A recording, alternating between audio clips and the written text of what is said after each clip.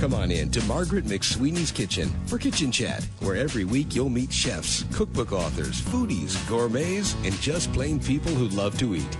And along with laughter, chat, recipes, and stories about food, you'll sometimes also hear words of inspiration, love, and hope. As Margaret always says, Kitchen Chat is food for the senses and food for the soul. So grab a cup of coffee, put your feet up on a comfy chair, and get ready to spend a little time with Margaret and her friends.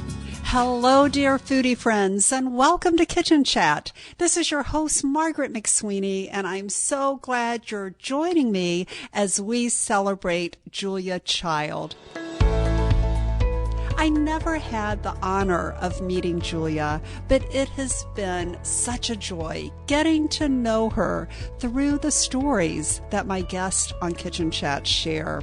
So today we are going to celebrate riding in cars with Julia, and we have three of her friends. The first is Jim Dodge. He actually serves on the Julia Child Foundation Advisory Council. And then after that, Dorie Greenspan and also Sanford D'Amato. So let's celebrate Julia Child. Probably the funniest story was, I would pick her up and we'd go for lunch and she'd decide we were going to go.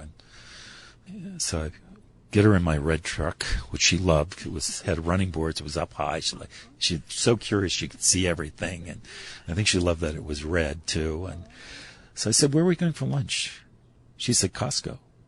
I paused and I said, Costco?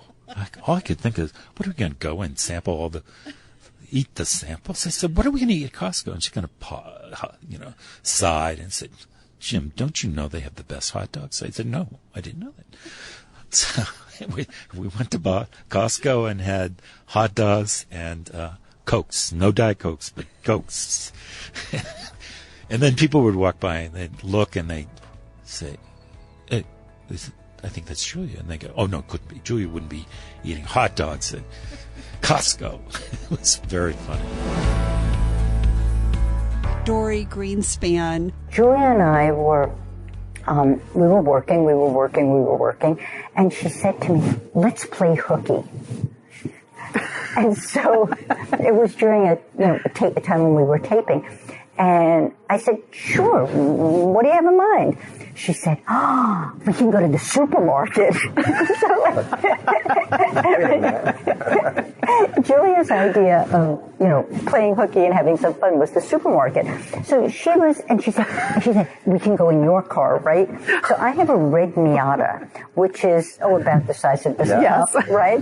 And it's a convertible. She said, but we can't put the top down because of my hair. We can't muss my hair. So Julia was tall. She was almost 6 feet tall.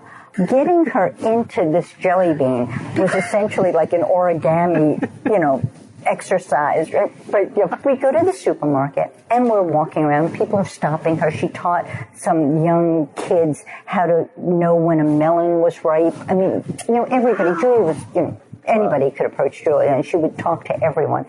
And at some point, she put her arm around me and she said, we're so lucky.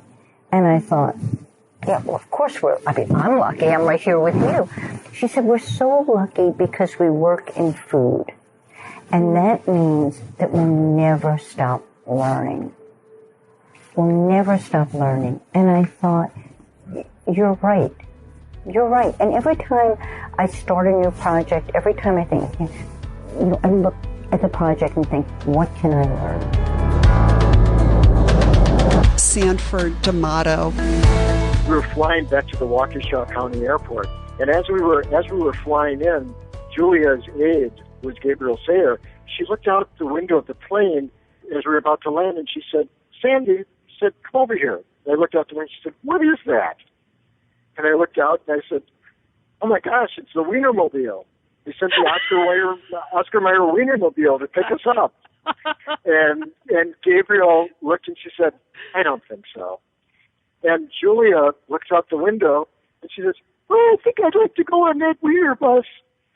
And it was like, "Julia, where have you been all my life?"